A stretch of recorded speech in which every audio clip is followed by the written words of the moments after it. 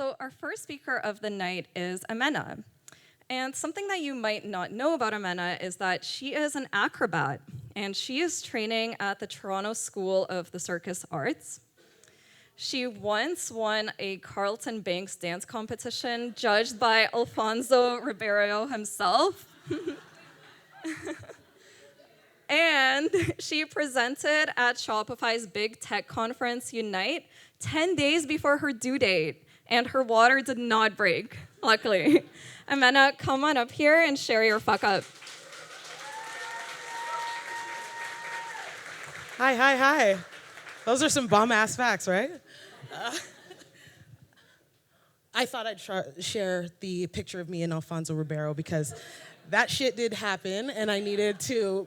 There's proof in the pudding, right? It was live. Actually, she was there, right? I did it. Okay, cool. So you can take the time to read this, but I wanted to start with a mini failure that I experienced actually before being asked to speak at this event. Sheena Brady, she works at Shopify and she owns Tease Tea. And she spoke at Fuckup Nights like a year and a half ago. And she told Marsha to talk to me to speak at Fuckup Nights. And me and Marsha spoke in July. And she's like, oh yeah, you're going to speak in October. I thought, I have all the time in the world to prep for this. So I wasn't really thinking much about it. Then September hit, and she sends me an email telling me that I'm speaking in October. It was like a kick to the gut because I was like, oh, fuck. I am not prepared to do this. I felt like the biggest imposter. Knowing the Fuckup Nights community, you know that they are filled with CEOs, founders, people who've been on TV, people who've done some dope shit. And for me, I'm like, I ain't done any of this shit. So like, how am I being asked to do this, right? So I went to my best friend and I told her I was feeling imposter syndrome. And she said this. She's like, yes, girl, lean into that. We have more experience than we give ourselves pride for. And, this particular topic I can probably speak on more than maybe some CEOs or some founders. Channel that, girl. So here I am. I'm speaking about my fuck up. It's hard. I'm a Leo. We don't talk about that shit. So here I am. And if I do fuck up, then there's more content for the next Fuckup Nights, right? It's me. That's me. That's me in all my Afro goodness.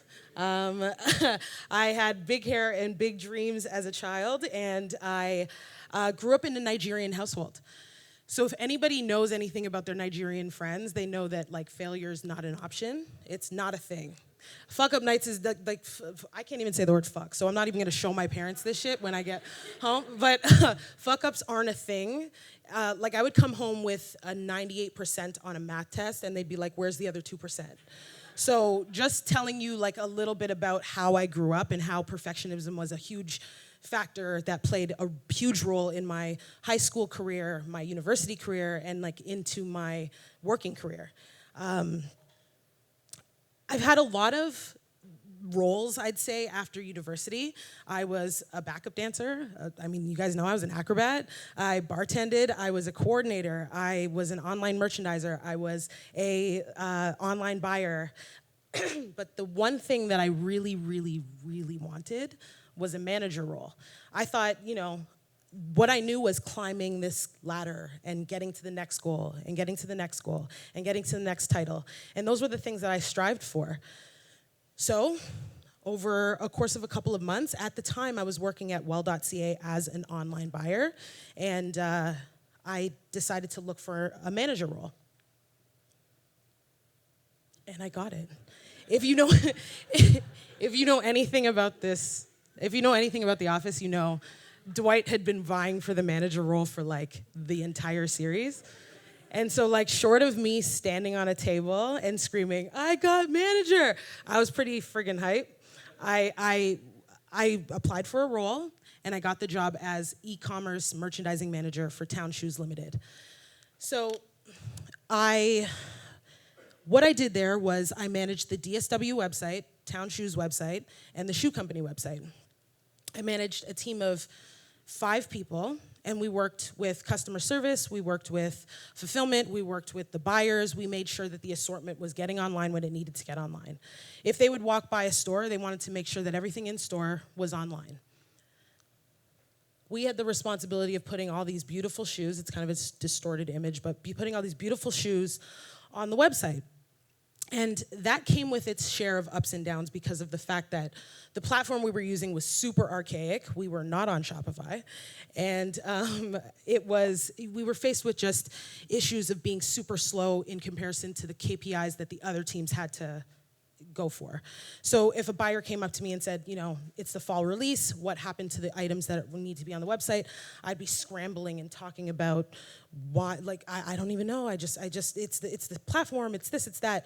I was making excuses. We were just not equipped to do the work that we needed to do because of the systems. It was super stressful, and it was stressful on my team. My team was relying on me to kind of find those answers, and I just didn't have them. On top of all of this, the environment was a little bit toxic.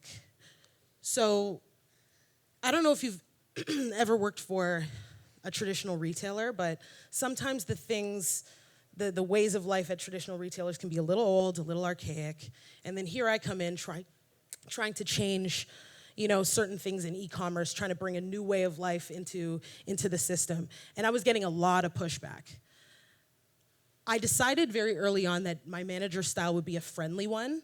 So in trying to encourage my team to do the things that we needed to do, I was trying to be their friend. I wasn't really setting KPIs. I wasn't really checking in on my team to make sure that we were doing the things that we were doing. Instead, I was treating it a little bit like a group project, and the work will get done. We just have to kind of work our asses off, and then that's it. Behind me, my team was kind of struggling. There was a running joke on my team. You know how this works. Amena can't do this. What is even? Anytime I was faced with a hard issue, I would be like, ugh, I can't even. Ugh, I can't even. And it became a running joke on my team. It was to the point where I had to sit down and think. I'm like, wait, there's something to be said about the fact that there was a meme made about me from my team, right?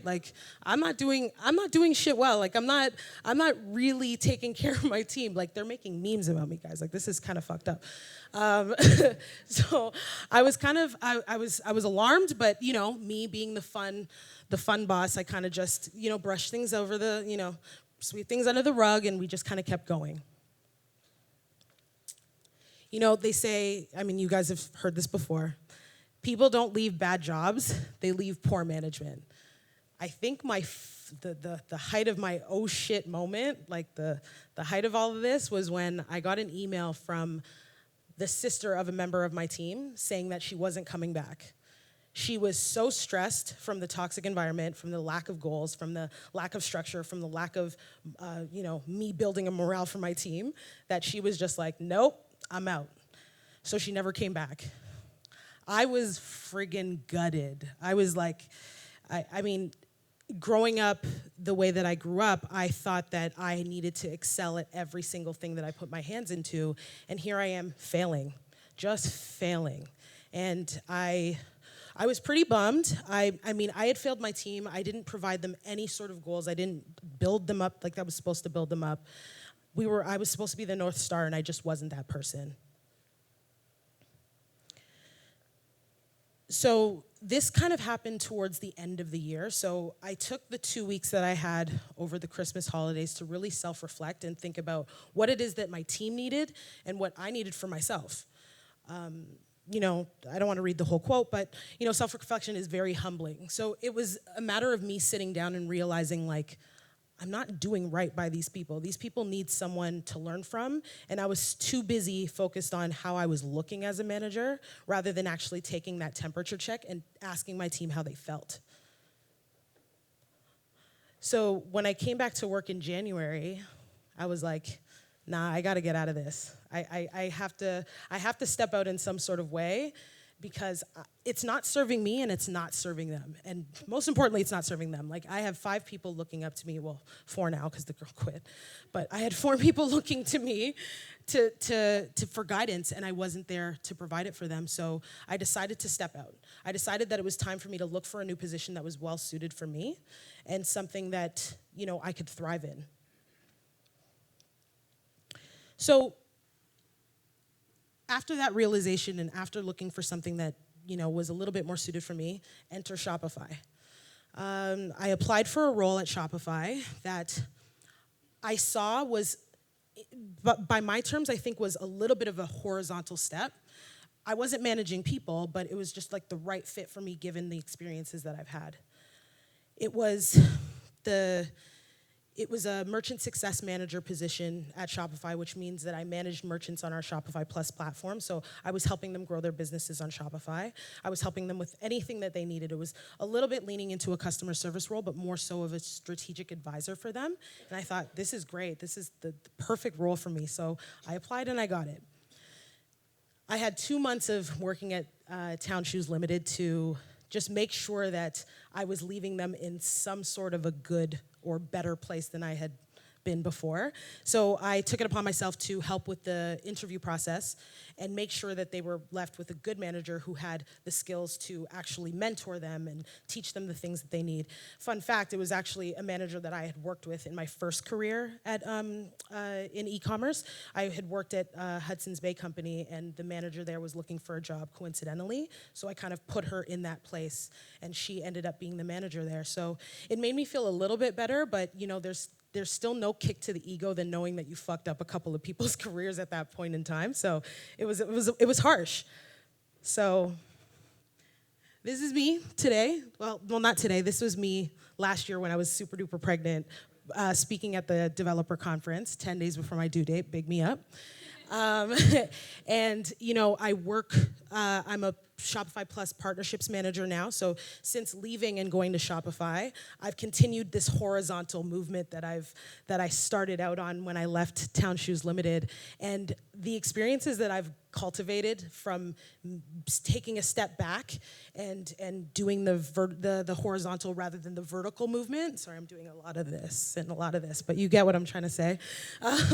Has been so instrumental and so much more beneficial than me taking this title just to seem like a perfect manager. That's me. I mean, I manage relationships, I manage partnerships, I even sometimes manage events, and I don't manage a single friggin' person. And I'm so happy about that, let me tell you. So if I could say, like, my third fuck up is thinking that, like, success is this vertical ladder that you need to climb, and that's the only way to success. I think that, like, success is kind of whatever you define it. And I know you guys have heard this before, so I'm not gonna try to preach it to you, but it's like that jungle gym approach, right? Sometimes you're gonna go vertical, sometimes you're gonna go horizontal, and sometimes you're gonna go diagonally. But it really is what you make it, and it's layering those careers, taking a step back and looking at actually how it can serve you and those around you that really make it impactful. Thanks.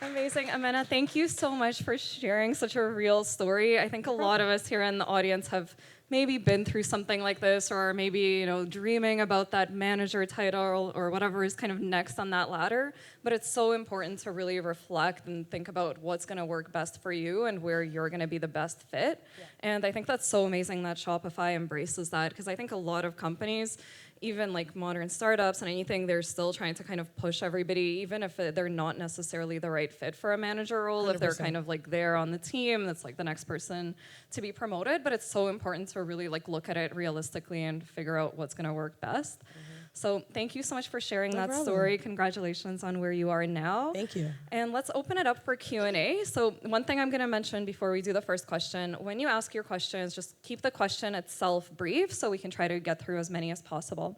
And we'll have a couple of mic runners going around. And yeah, let's kick it off. Who wants to ask the first question? Don't leave me hanging. Thank you.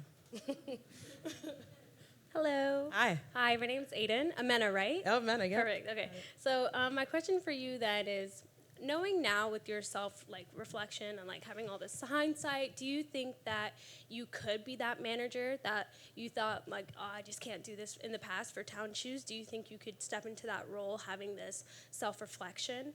That's a good question. So somebody at Shopify actually asked me that, and they were wondering what was next for me, because I've been at Shopify now for almost 4 years, and so this experience happened 5 years ago almost. So I feel like I'm in a position to be a little bit more confident about how I can approach management.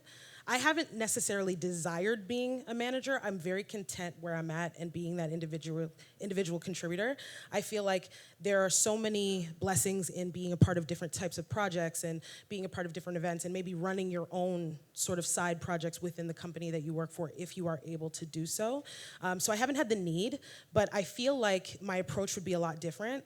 Over 5 years of working with different types of people, I feel like I've learned how to, I think back then what my biggest mistake was like just leaning in on the friend zone and not actually thinking about the tactical ways of being a manager. So now I would think about those tactical ways. I would make those OKRs and I would make, an end goal and work with my team to make that end goal rather than treating it like the group project that I said. So I think that there is an opportunity to thrive, but I personally haven't felt the need.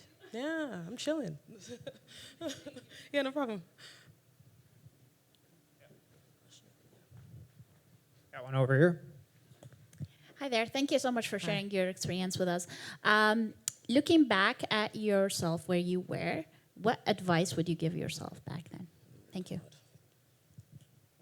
Damn.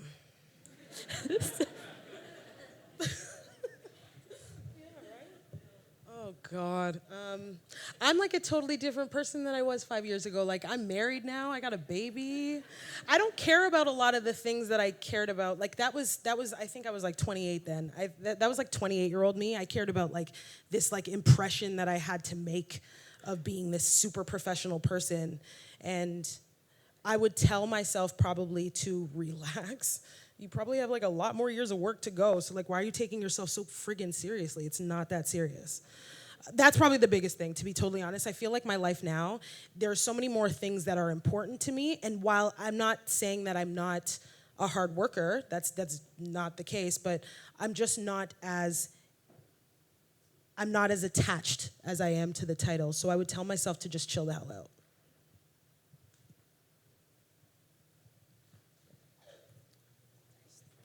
Is that it? Oh, we got a couple here. Speaking of not taking yourself too seriously, could you please demonstrate the Carlton for us? Oh, shit. I mean, I don't take myself too seriously. If there is a way to put on the music, I would do it. It's not unusual to be loved by anyone. Who's doing that? I don't know how the rest of it goes, but that's as much as I got. She's going, she's doing it. Yeah! It's not unusual to be the Carlton's best competitor. See? I told you. That was dope, right? And I won that shit, and I wear that shit as a badge of honor. I'm telling you, that happened 11 years ago, and I'm still talking about it. I will put it in every presentation that you put me in. If I speak here again, I'm probably going to use it again. Can't believe I just danced in front of you guys. That's really awkward. Fuckup Nights is all about. Oh, there's one here. Oh, yeah. Me? Oh. Yeah. Hi, my name's Chris. Hi. And kind of a weird question, but okay, compared, Town Shoes You Yep. versus you now, Okay. what's the most common misconception that people have of you when they first meet you? Ooh. Like Town Shoes You and you now. So what's the most common misconception that they had of me back then when I was working at Town Shoes? Yeah. And who I was back then? Yeah, when they versus first me now? meet you. Oh, okay, that's a good one. Yeah. No, that's a really good question. Shit. I feel like the common misconception of me back then was that I had my shit together. People would see, again, working at Town Shoes, it was, again, like I said, a kind of an archaic, it was like old school retail, like I had to wear heels, that sort of thing, like it was like that environment. So like I walked with a perceived confidence, I think. I think that people would think, oh wow, she's got her shit together. Wow, she came from well.ca, she was a buyer, oh my God. Meanwhile, I had no idea what I was doing, clearly, like we wouldn't be here if I knew, you know? But I think now, I think that people would assume that, ooh, now, what would they think? You know what? I don't know. I think it's that same thing, but now I think the difference is that I actually am a little bit more confident. You know, like it's a perceived confidence, but I'm living more in my truth. So the difference between me then and me now is that I am more myself now, and not just because working at Shopify. It's just more so like I've been through a fuck up. I managed people. I sucked. It was fine. But it's more so like, okay, now I'm working. I'm much more honest about what I want out of my career, and so the confidence is there, I think. So it's the same thing, but kind of different. I hope that answered your question. My God. Sorry. Okay. Hi. Hi. Hi. Thank you for sharing your story. Yeah, thanks. I was just wondering, since you said you grew up in a family where failure wasn't an option at all, and then you saying that instead of moving vertically, you've moved horizontally. What does your family think about your career now, where you're progressing and everything? So they love Shop. So my dad's a huge stock investor, so he's like, yeah, Shopify. And my mom thinks it's cool because I work in partnerships, the partners that I work with are in New York, so I travel quite a bit for my job. So my mom's just like, oh my God, you need to take me on this trip to New York. So my parents are thinking I'm doing the damn thing. I feel as though they've come to realize the same things that I did while I was doing my fuck ups. Like, I'm quite close with my family, so every step of the way I kind of told them, like, look, this is the deal, this is what's happening, this is how corporations work now. It's not just I'm a director now because I'm this age, or I'm a director now because I've done such and such. I can be a manager for my entire career and still be so damn successful. They understand that now. So I think they're so supportive of whatever I choose, and I'm 33 now. If they are like against some of the, like, you gotta chill. Like, they have to understand that I've done everything that they've expected me to do. And, you know, so they're very supportive of the things that I do and where I'm working and all that. Yeah. Great. I think that's a perfect place to end it. Thank you again, Amena. That was awesome and really great questions, everybody. Thank you so much for being so thoughtful.